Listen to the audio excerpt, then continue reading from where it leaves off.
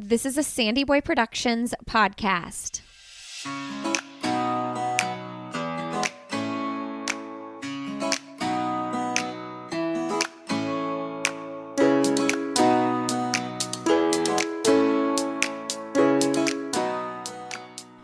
Hey everybody, welcome to Why Is Everyone Yelling with Lindsay Hine.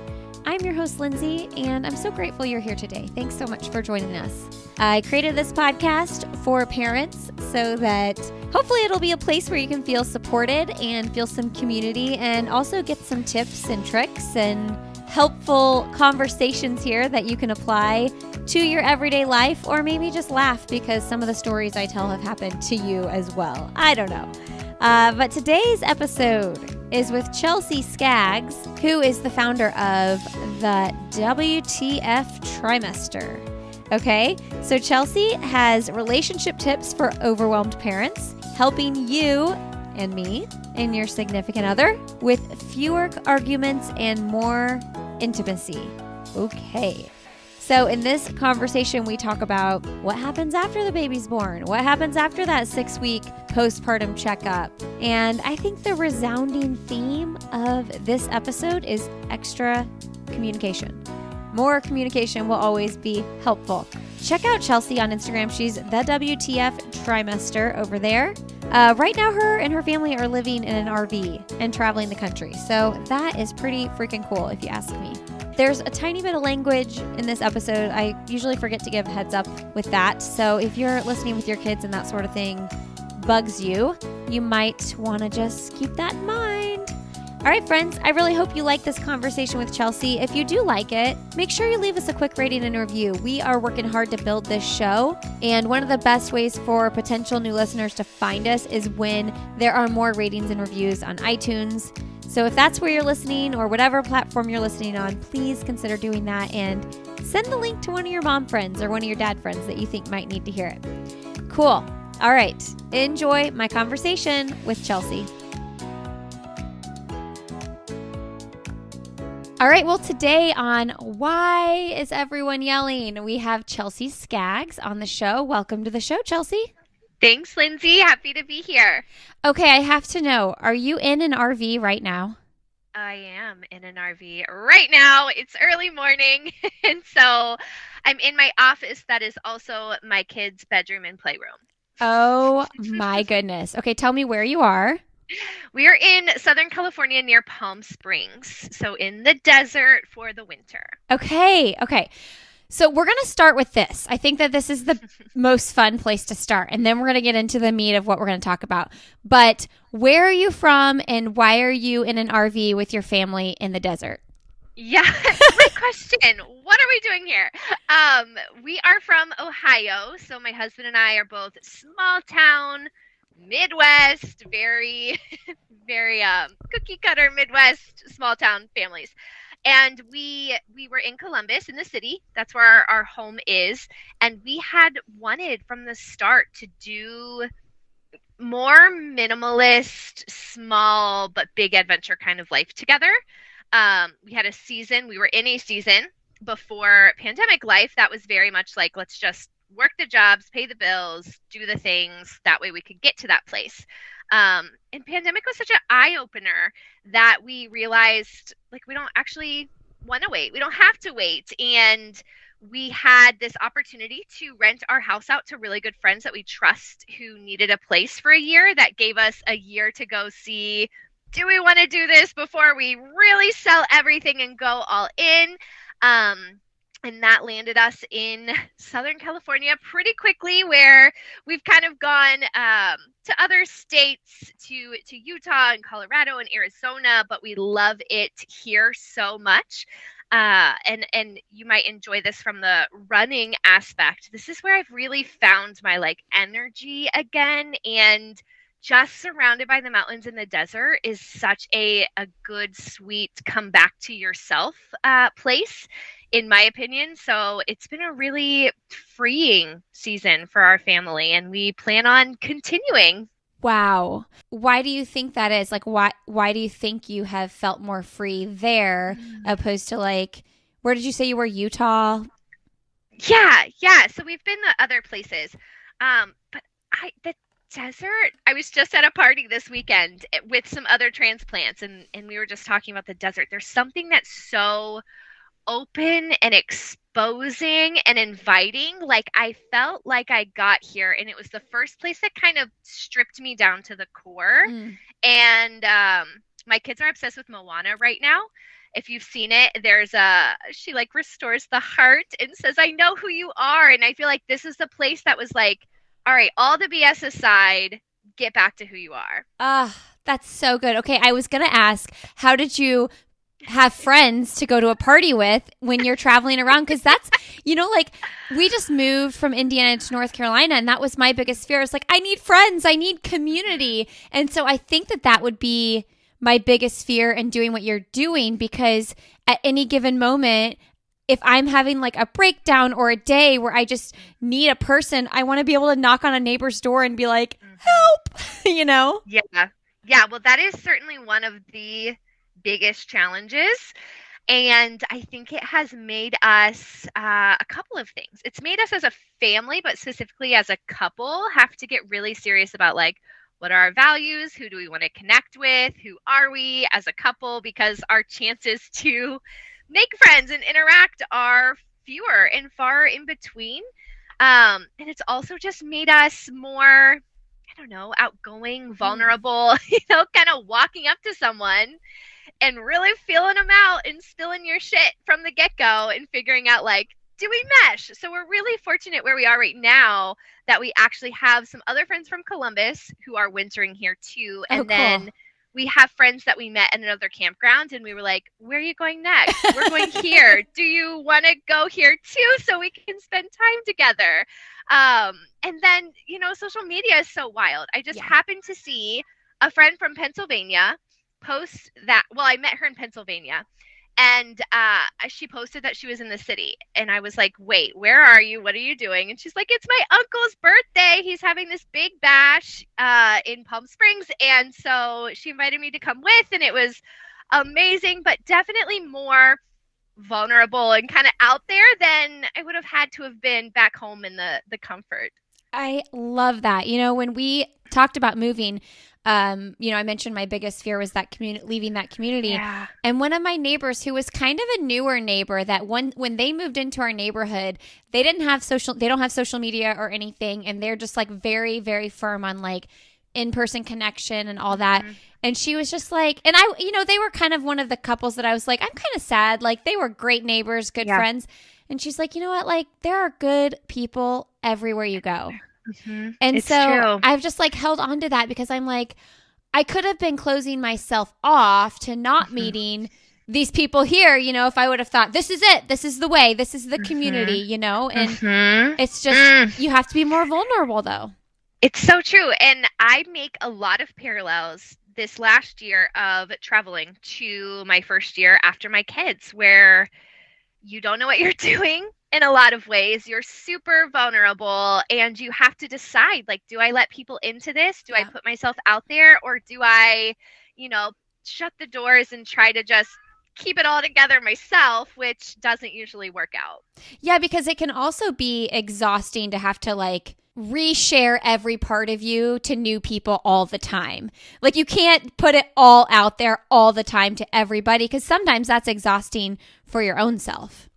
Yeah, but I think there's also this invitation, both in a move and in entering motherhood, to have kind of a redefining, and not that you totally overhaul who you are or, forget where you've come from, but you get a chance to, I don't know, level up, enter a new season, introduce yourself in a new way, not think about the way people saw you or expect you to be when you get into those comfort zones. Yeah.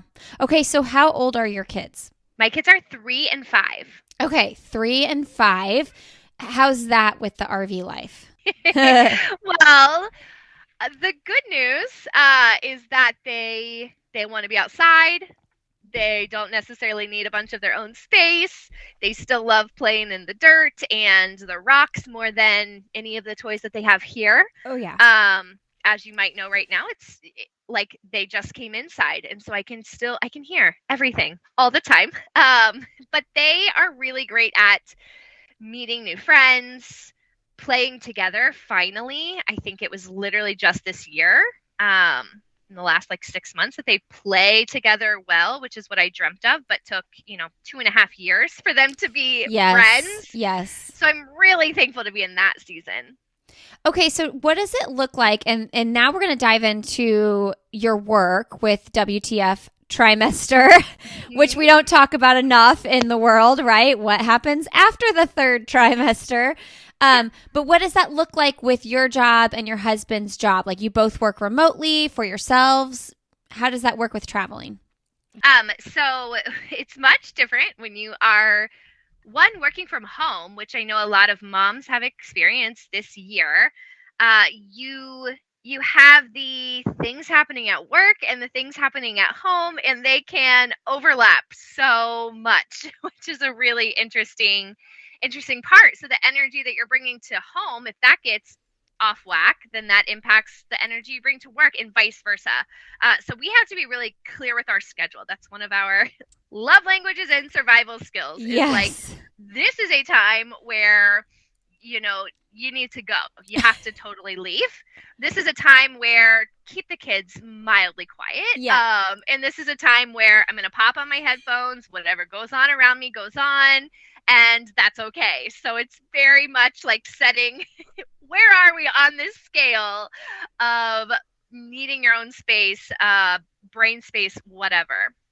Yeah, I mean, I think that has been, we have learned so much in the past 18 months with that here at our house too, because my husband works from home and he has more of a like 8 to 5 kind of corporate job where I'm like popping in and out. So lots of calls that he's on, like kids are maybe like in the, he has himself on mute and he's listening in and kids are in the background running around. But it's like, if he's interviewing someone or it's a one-on-one, or if I'm on an interview that's being recorded for thousands of people to listen to, like those are times when like the other person, you got to get the kids away. They cannot be around. And it takes a lot of communication, which yes, you can't just assume that the other person is going to know or do what you need them to do. Yeah. We've found ourselves in the morning starting with like, what's the vision for the day in your head? Because we all have our own narrative. This is something our 5-year-old brought up the other day. Like, we all have our own story. We all have our own idea in our head of how things are going and they should go. And especially with our partners, if we don't know what that is for each other and we just bulldoze with our way or totally succumb to their way, then somebody is feeling burnt from that. That is such a good point. It's so funny though, because I'm the kind of person that I would love every morning to like run down everything and be like, what are your hopes and dreams for the day? And like hear it all from every member of the family. And my husband's kind of just like, here's my calendar. You know what I mean? Like, I want all the feels and all the things and what can we do to make it the best, or, whatever it is. Yeah. And it's also interesting because I also do that with our kids too in general. And we have all boys, and my husband's always like, less talking, more doing. He's like, and I've talked to some experts on like raising boys, and they've said that it's like, and I want to be so verbose and talk about all the feelings and the things. And it's hard for me because my husband's like, dude, you got to get to the point and then let them move, Yes, I think that's probably true, and we see that in ours as well. Hey friends, a quick break here. This episode is sponsored by Gooder, and that is where I get all of my sunglasses. They are so cute, they're fun, they've got really simple styles, but they have really loud, aggressive styles as well, and I love both. My current favorite style is the Breakfast Run to Tiffany shades. They are like runway style. They are super cute, but they also have all these other fun colors, and sometimes just putting some sunglasses on that have a fun color or theme to them just makes me happy. Actually, I was really excited because I have a bright yellow pair, and I wore those on Halloween because I was a banana for Halloween, and I was so excited that I had my yellow Gooder shades to wear with my banana costume. And the cool thing is you guys can save when you go to gooder.com/another. and use the code another15. That'll save you 15%. I know that code's kind of weird. It's because my other podcast is called I'll Have Another. And so that code is for both shows. But yeah, this is a great stocking stuffer idea as well for your kids or your bigger kids, your spouse, your sister. Like, this is a great price point for a gift for friends or siblings. Or like if you're in a holiday exchange thing and the price point is $25, something like that, this is a great gift for that. So go to gooder.com/another, use the code another15, and you'll get 15% off. All right, enjoy the rest of my conversation. Okay, so let's talk about WTF Trimester. Do you say what the fuck or do you say WTF? Yeah, so, well, you lead with WTF, but it's like, where's the fuck, when's the fuck, what's the fuck, all those things together. I love it. This is hard, okay? We talk about, you get pregnant and you talk about the pregnancy and what to expect. You maybe feel good in the second trimester, third trimester, you're really uncomfortable. You have the baby and you're like, holy shit, this is so hard for so many reasons. So talk to me about why you started this and what you do in the program. Yeah. Thanks, Lindsay. A lot of those feelings is exactly why and how and where. So my son is 5, and when I had him, I was doing some VA work, some copywriting, freelancing, because I had left my job as a teacher. We had moved. I didn't want to transfer my teaching license. I honestly didn't want to teach other people's kids anymore. I've thought that about teachers. I'm like, I don't know. Once I have my own kids, I'm like, I don't know that I want to be around anybody else's kids. No, I did not. I knew that very clearly. So I got into the online world that way. I had an education and psychology background, and so I got super interested. I always thought I'd go on to be a marriage and family therapist, but I never wanted to get my master's. And honestly, the DSM, the diagnoses, was never my jam, which is when I discovered life coaching paths. And at first I was like, woo-woo, privilege, all the weird shit, no thanks. And then really what I came to realize, especially as a new mom, is that I wish there wasn't a need for coaching and therapists and all of these different aspects. However, the reality was that we don't have the community that we need to have. We don't have the support structures we need to have. And so people are entering this space in a professional capacity to fill these gaps. And that was exactly what I wish I had was a space with more earnest and honest conversations about life after baby. So it started very general, taboo, life after baby. Like, let's just normalize that our bodies don't feel the same, that we're given a complete disservice by our one postpartum checkup, that we don't know how to make friends anymore. It's all so awkward. So I started very general. And what I came to find over the last couple of years was that there was this even more blatant gap to me in the area of relationships, where it was that everything we do impacted our relationship, whether we left our job, whether we went back to work, whether we breastfed, whether we didn't breastfeed, whether we sleep this way or that way. All of these big hot topics impact the relationship, and the relationship impacts all of those topics. And yet that part felt so unspoken to me. Like, no one was talking about that. And after our first, I had times where I was like, I can't even do this anymore. Like, what is going to be harder? Piecing out and being a single mom and just doing all this shit on my own, or figuring out how to make it work with this human who's driving me nuts. And I know that I love them, but we are not seeing eye to eye right now. So a lot of it was my husband and I are both a psych background, and we are super interested in, like, what's going on in my head? What's going on in your head? How does this translate together? So we kind of geeked out when we decided to commit to figuring this out on what are the communication skills that are missing? What was it about our connection that has changed? How does what we're bringing to the table, our own confidence and how we're feeling about ourselves. How does that impact the relationship? And that is where I got super specific and honed in to relationships after baby. What does this mean for your sex life? What does this mean for your emotional connection? What does this mean for you even feeling like a human who has their own needs and is learning how to do that with another human who's now overwhelmed, on little sleep, and totally burnt out? Man, it's so, so good. I like just everything you said. I'm like, yes, yes, yes.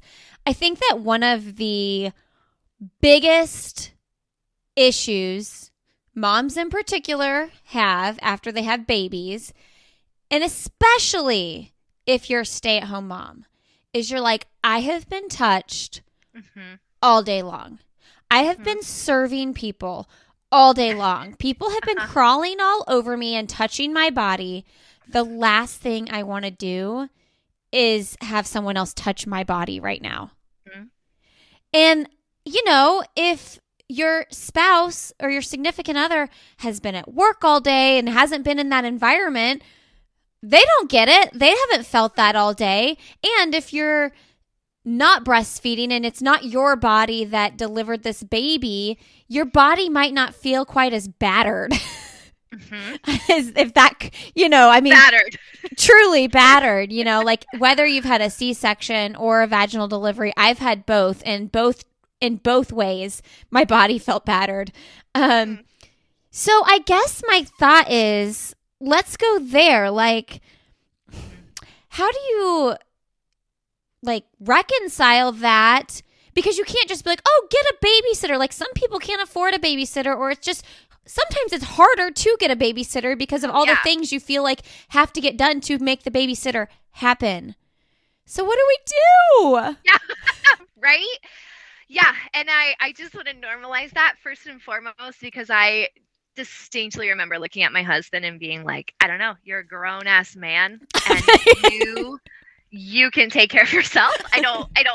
I have nothing left. And I think we have to recognize the seasonality of that while also having the intention of finding ways to move past and through that. Yeah.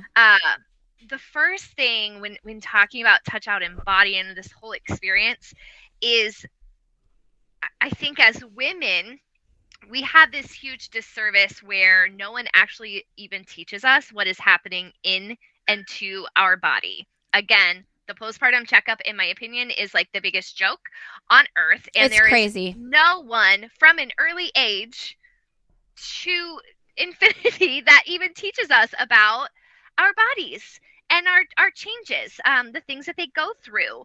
It's amazing to me how many women don't know all the parts of their vulva and their pelvic floor and all of this. So I think, while this sounds like a tangent, the first thing is understanding your own body a little bit better. And this often requires, unfortunately, doing some of your own research or turning to a place that hones in on this. And then being able to communicate a little bit more with your spouse and your partner. So instead of just saying, I don't want to have sex with you, I'm afraid it's going to hurt, or this or that, you're able to have a little more information to communicate how you're feeling and what you're going through. The second thing, I think, is really honing in on knowing how you can make a connection with your partner that doesn't feel, let's see if I can say this word right, obligatory. I know what you mean. Yeah. I don't know how you say the word correctly. Because honestly, it's a vulnerable thing to say, but a lot of times it does feel that way. Oh, yeah. I mean, I have moms that are like, I haven't had a back rub in 5 months because I know that's what it'll lead to. Yes. So we have to have really clear communication and conversations about this. This is good touch for me. This is not good touch for me. And these are going to change and hopefully expand, but these are things that are okay and these are things that aren't. And it's not personal. I think that's a big thing that I discovered with my husband was that at first it felt personal. Mm-hmm. This hurts. I don't want this. Don't touch me. The way I was delivering that information, because I didn't understand myself, it was very reactive and it felt very personal to him. We had to learn how to be more proactive in that conversation. This is what's going on with my pelvic floor. This is, how many hours my baby has been on my boobs today. This is what's going on. And so in the, I don't want to call it denial, but we're not going there. This isn't about you. And I want this with you, but I'm not there yet. And then the kind of next step in processing that, I think, is understanding what is it that you need. So it's not that you're never going to be in the mood or you're never going to want to connect with your partner. But for example, for me, it was, I have this mental list in my head all day long. And we can go to the bedroom and get it on, but I'm not going to be there. I'm going to be in this list in my head. So it's going to be, get it done. We're over. I don't enjoy this. I'm doing this for you. This feels like a chore. Not a really great, sustainable situation. So we have to figure out, for me, either I need to have a brain dump first. I need X, Y, and Z taken care of. I need to know if we're trying to do this in the evening and we pick one evening and night, let's say Thursday nights we're connecting, no matter, what that looks like, how physical, how emotional that is, Thursday night's our connection night.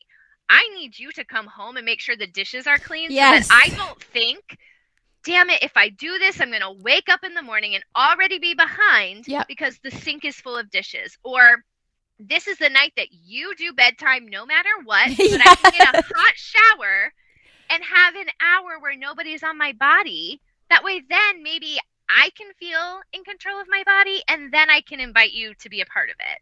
So we really need to know what we need. And women aren't often empowered to do that. That's so, so true. Sometimes I wish that they would just know, but you have to communicate it. It's like, oh my gosh, if the house is clean or like something has been taken off my plate, your chances are way higher, buddy. Oh, yeah. I don't know where I first heard this term or if it's trademarked or coined or whatever it should be, but chore play. Chore play is it. Yeah. That is the way. Oh, it's so true. I also want to note too, though, I think it's okay to sometimes be like, all right, let's just make this happen real fast. I know you'll be in a much better mood when we're out at the party, whatever it is. Oh, yeah. Yeah, some little quickie magic. Even if it's not about you in that moment, like, okay, let's just do that. And, because sometimes, we can overthink it, right? Yeah. That's such a good tip. Like communicating, making sure like they know if something can be taken care of that you are normally in charge of, that you don't have to do or that you don't have to worry about. You can just go to bed or whatever. How do you feel about that, like scheduling out things? I think that as a parent, it becomes kind of important. And I think some people don't like that because it takes the spontaneity away. But, it's really hard if every single night, I mean, I'm not going to lie, I don't want you touching me after bedtime. Yes. Yeah. No, I think it's so important. It's like having your training wheels back on for a little while. It's getting you back to the momentum. You're not going to stay there forever, but you have a little help. And what I love the most about scheduled sex is that I don't know about you, but I think for most women, we need to have a little emotional forethought and mental forethought. We've got to get in the mood. It's not just like, boom, I see you just took your pants off and now I really want it. It's like, I need to get myself in that space. And so when you are not scheduling it in a very chaotic season, then every day you're like, oh, is it going to try? Is this going to lead to that? And I don't know, I think that's when it often feels like a burden or a chore. But if you're able to say, Thursday, that's our day. This is when I'm going to intentionally maybe listen to a sexy song or think some sexy thoughts or remember that one time we snuck off at the wedding and had this really great encounter in the bathroom. Or, you know what, when I'm making that macaroni and cheese, that steam is going to hit my face and I'm going to feel like a goddess and get myself feeling in the mood where I can enter that space. we can't do that all the time. We can't be in a constant state of that. But if we're scheduling and choosing a time to commit to getting mentally and emotionally prepared, I think we have a lot higher success rate with that. And with that in mind, I also just love to challenge the idea that sex doesn't always have to be at night. Like morning, nap time, afternoon.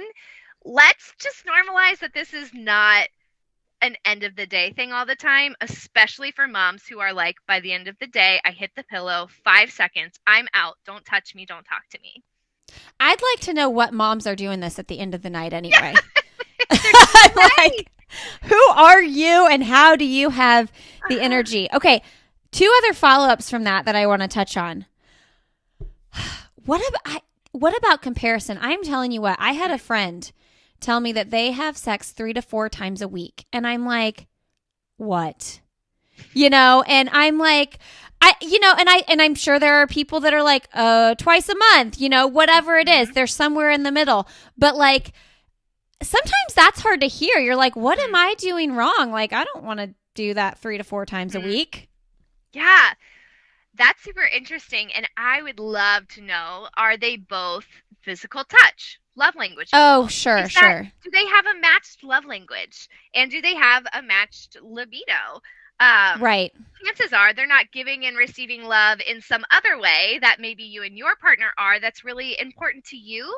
But it can be so easy to be like, this is the benchmark, or this is where we should be, or I should want this in the same capacity. But the reality is that I think intimacy is such a larger spectrum than we have given ourselves permission to think. And I think it includes mental, spiritual, emotional, and physical. Like all of these realms are intimacy. And so sex is great, but so is laying down in bed together and having this really deep connection kind of conversation, or, giving each other the words of affirmation, or doing some kind of acts of service that is not sexual related. So I think we have to ask ourselves, what is the most important for us? How do we feel most connected, and how can we really hone in on that? Hey friends, a quick break here to thank Previnex for supporting this podcast. And I am so excited to tell you they have 20% off going right now. If you've been listening to this show for a while, you've heard me talk about Previnex. It's where I get all of my vitamins and supplements for myself and my kids. You maybe have been wanting to try it and haven't yet, and this is the perfect time because there's a deeper discount. Maybe you're someone who has listened for a while and has tried them. Well, guess what? You can get another discount now.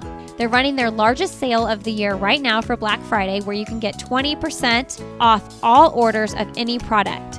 While the full site officially kicks off on Thanksgiving this week, starting right now, you can use the code Lindsay20 for 20% off your order. I've received so many testimonials from listeners who have experienced real, noticeable health benefits, as well as myself. I've experienced those benefits too from Previnex products. This makes me so happy, and I really encourage you to check out all they have to offer. Give them a try. I love the Neurify Plus. I love the Joint Health Plus, the multivitamins, the kids vitamins. Those are like my staples in this house. They also have a brain supplement, a heart supplement, and a probiotic. Anything you need, visit Previnex.com. Use the code Lindsay, Lindsey, 20 until Thursday, and then the regular Black Friday coupon will happen through Sunday, November 28th to get 20% off your order. So that's Previnex.com. Use the code Lindsay20, and that'll get you 20% off your order through this Thursday. So this episode is airing November 23rd, and that coupon, Lindsay20, will be good until the 25th, which is Thanksgiving. So get on it now. If you do miss that window, there'll be another 20% off happening. That the code will be BF2021. That'll start on Thursday and run through Sunday, the 28th. Cool. Friends, I hope you enjoy those products. Thank you, Previnex, for supporting the show. And feel good. Check out Previnex, and it'll help you feel good. I promise. Cool. All right. Back to the show. Okay, so what tips do you have for fewer arguments and more intimacy? Yeah, so I think this came up earlier, but I'm a huge fan and teacher of proactive conversations, not reactive conversations. Um, Which is a tip for talking to your kids too, oh by the gosh, way. everything. You can't anticipate everything, obviously. But there are a lot of things that you can anticipate, are coming. And you can just have some talk about it before it's emotionally driven. And if it's emotionally driven and it can be tabled, then table the conversation. I think it's really important, especially in the most chaotic seasons, to have a kind of a family meeting. So I like to encourage couples to think about having a business relationship.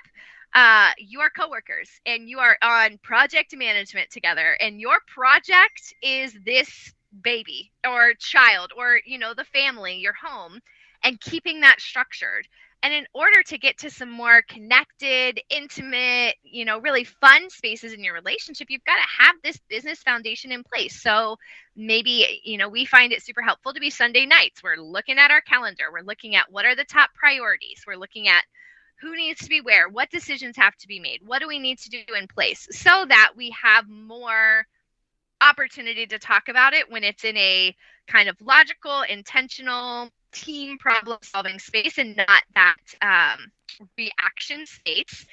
And the other side of that for me is knowing your communication goals and communication styles. So I always give this example. I am an external processor and my husband is an internal processor. So what we found was that I will say 100 things, and then I'll say, well, these are the 5 things I actually meant. And he is like, silence. Same. Let me go think about this and then I'll come back and tell you what I mean. Well, that was okay before kids most of the time because we weren't making decisions for other people's livelihood and well being. But as parents, that wasn't always working as well. So, what we had to realize, first of all, I had to say, disclaimer, like, I'm getting this off my chest. Do not take this personally. You don't even have to listen to me right now. Like, put your headphones in. Let me get it out and then distill it, because I don't want you to take something to heart that is not even what I'm trying to communicate. But also, sometimes these conversations have to happen. Like, I can't have you walk away and say, I need to go think about this for 5 days or 5 hours or whatever, because then what I'm going to do is stress and try to figure it out on my own and try to predict and have the conversation in my head and just try to keep it going, keep it in motion. So, understanding again, proactive conversation. Here are some things we're anticipating. If you need space to think about it, maybe we share a text chain or an email or a Google Doc. We get our thoughts out and we have a time to talk about it. But also, what I needed was for him to say, okay, I need space to think about this.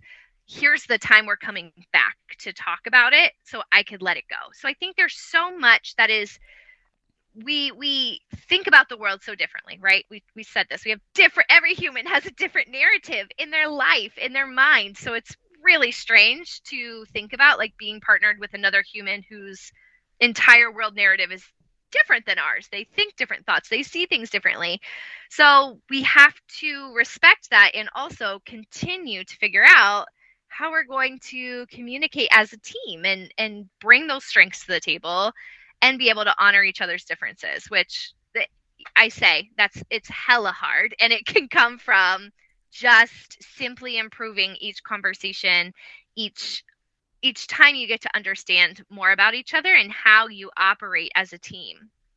Yeah, I mean, I think that's why like the Enneagram and, knowing each Mm-hmm. other's love languages and all that is so helpful because yeah, I mean, my husband just doesn't receive things the way I receive them. Things that are important to me aren't necessarily important to him. And those are obvious things, but like if you really understand that about your partner, it's going to Mm-hmm. be really helpful. What's the Mm-hmm. most common reason people come to you for your services in the WTF Trimester program? Yeah, so probably not feeling seen and understood by their significant other, just misunderstood, not seen, which when we peel this back, a lot of that comes back to not even not knowing how you've changed, not knowing how to Yeah. even make sense and find confidence in yourself. And oftentimes your partner's going through maybe a similar situation, maybe on a different scale. But when you have two people not understanding the gravity of change that has happened, then we have a lot of conflict. Okay, so one of the things we talked about was like the different phases postpartum. Like if you're freshly postpartum and you just had your baby 6 weeks ago, you just got the approval, the go ahead. Well, first of all, I want to talk about that for a second. You come home from your 6-week checkup and your spouse is like, all right, or your significant other's like, all right, let's go. And you're like, oh man. I feel like you come home with this pressure that you have to. Right? Oh, yeah. Oh, yeah. It's definitely this weird normalized narrative that I think is super icky. I think it's super dismissive of who we are and what we've just gone through. Yeah. You feel like you come home and literally that night you're going to have to. And like everybody heals differently. But I think that what I'm getting from this conversation more than anything right now is like, have that conversation with your spouse, significant other. I keep saying spouse, like everybody's married. With your significant other before you go to the doctor. Hey, just so you know, even if they say everything looks okay, I don't know that I am emotionally okay, buddy. Yes. Yes. And that goes back to how often it is dismissed that sex for us, specifically for many women, is emotional, mental, and then physical. And that checkbox is like this societal joke or societal, marker or indicator. And it's so important to have that conversation. I mean, when I work with couples before they have their baby, this is one of the first things I say when I have the couple together. Like, buddy, I see you, and you're not going to be one of those guys. Yeah. Well, and I think the other thing is recognizing, like you said earlier, like the different seasons that we're in. And so, like maybe you're not freshly postpartum. Maybe your youngest kid is 4, but like you're going through some health stuff or like you're extra stressed because of X, Y, and Z. Like talking about that before it's been like 2 weeks or 3 weeks and they're like, what's going on here? I think is super important. Yeah, I would agree. Okay, so where do people find you, first of all? If people are like, I need to learn more, I need to talk to someone about this, I feel very alone in this part of my life, where do people connect with you to learn more? Yeah, well, I hang out on Instagram probably more than any other social platform at the WTF Trimester, but also at the WTFtrimester.com. It just takes you to a page that has some of our freshest blog posts that talk about things like this, how it has a couple of offers that help you to navigate things like body image or conversations to have with your partner about sex after baby and just some ways to get that conversation going. And of course, you can always email me or book a chat just from that page too. So that's the WTFtrimester.com. One of the things that I saw on your Instagram that I loved was talking about questions to ask one another so that you can both feel appreciated. So many times I'm like, I feel like Fridays, for example, a lot of times I don't book interviews on Fridays and I spend a lot of time cleaning the house so that like I can just feel cozy and happy in my home over the weekend. Let's debunk the myth that like, just let the dishes pile up and enjoy the moment. Well, a lot of us can't enjoy the moment if the house is dirty. Sure. Right? Yes. I don't know if you are anxiety or tending or, like to have control, but I was the same way. That is a really great sentiment. And also, if I'm surrounded by clutter, no way in hell I'm going to relax and, live, laugh, love. Not happening. Yes, exactly. It's like the worst. But anyway, on Fridays, I usually clean a lot and I like get the house ready. I don't do much work. And by the end of the day, though, once the kids are home from school and everything, I just feel like, has anybody seen all of this work that I've done? And honestly, like the simplest, like, oh my gosh, the house is so clean, the kitchen looks so great, makes me feel like $1 million. Like it just makes me feel like, okay, he saw my sweat, blood, and tears scrubbing those toilets. And so, yeah, I think that like I need to do the same though. And I don't think I do that very well. Like I need to do the same when he's like gone with the kids for hours or something like that. I need to like really talk about how that's been super helpful. Well, and I think that we often think these things, and we're not so prone to say them or to send a text message or whatever it is. So that is just a reminder of like, if I think it, let me say it out loud. And this goes to our spouses, but this also goes to like a friend that we see did something really great or got a promotion or whatever it is. Like, if we think it, let's maybe get in the habit of saying it or sending a text message or just getting that out there. I think that's a powerful energy for the whole world in general. I just saw someone on Instagram post something that said like, whoever said like it's the thought that counts. What were they thinking? It's not the thought that counts. It's the action that counts. Yeah. And I'm like, I'm so guilty of that. Like, how many times have I been like, oh, they just had a baby, I'm going to bring them a meal or do this. And I've thought of all the things I'm going to do, but I haven't done.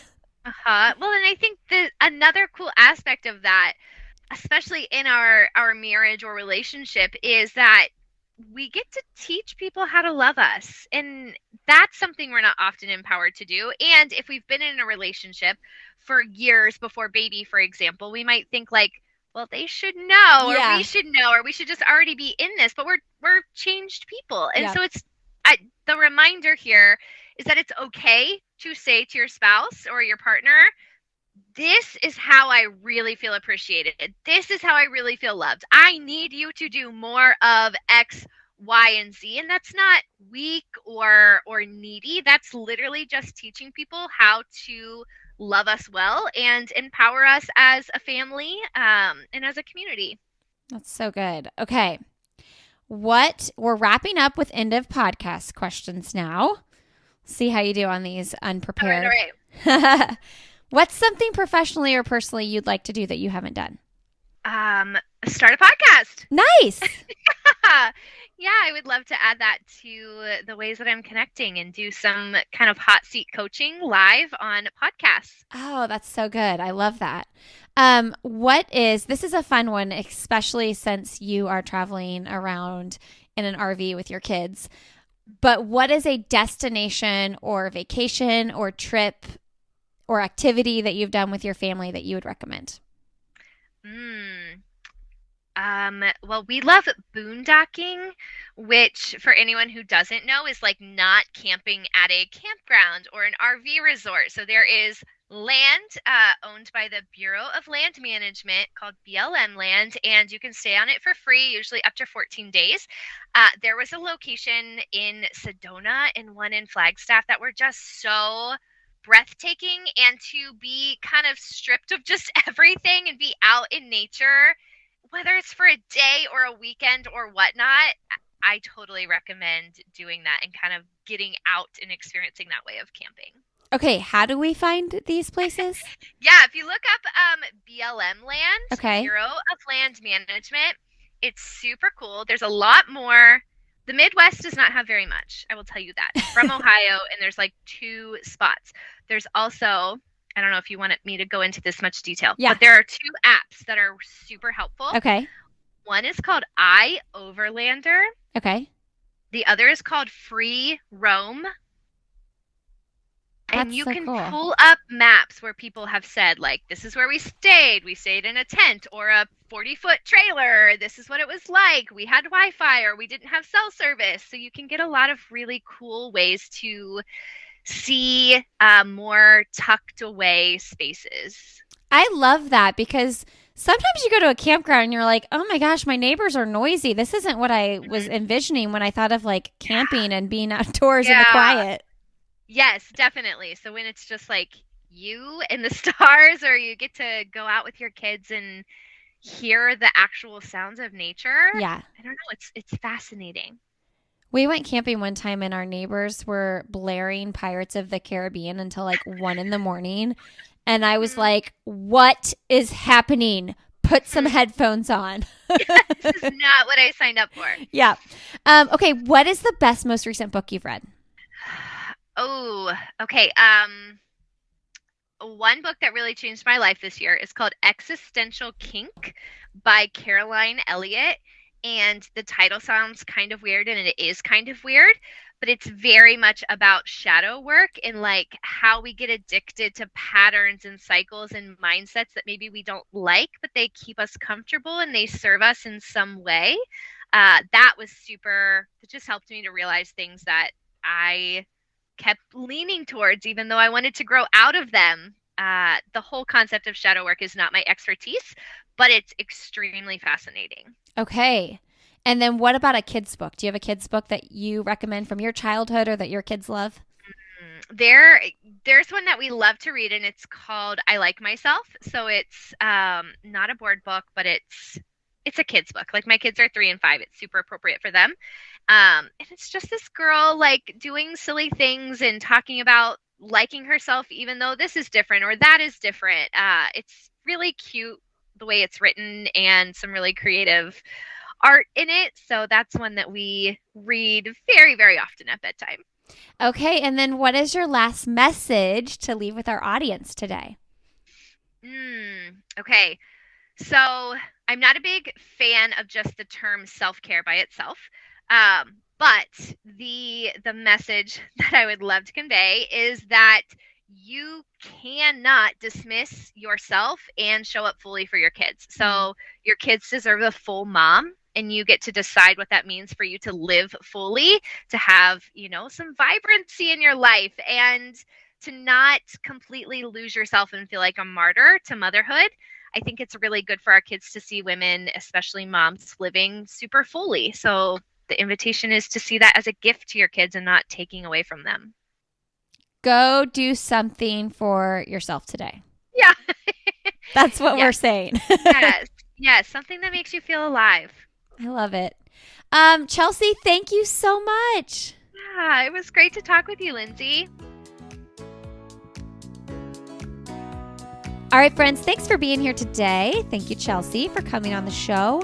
You all can learn more about Chelsea when you go to the WTF Trimester on Instagram. You can find me personally on Instagram. I'm Lindsay Hine 626. You can find this podcast on Instagram. We are Why Is Everyone Yelling? And we also have a great Facebook group. We'd love to have you join us over there. It's called Why Is Everyone Yelling? This podcast is part of the Sandy Boy Productions podcast network. Check us out, sandyboyproductions.com, Sandy Boy Productions on Instagram. Friends, thank you for being here. I hope you have a great week, a great Thanksgiving.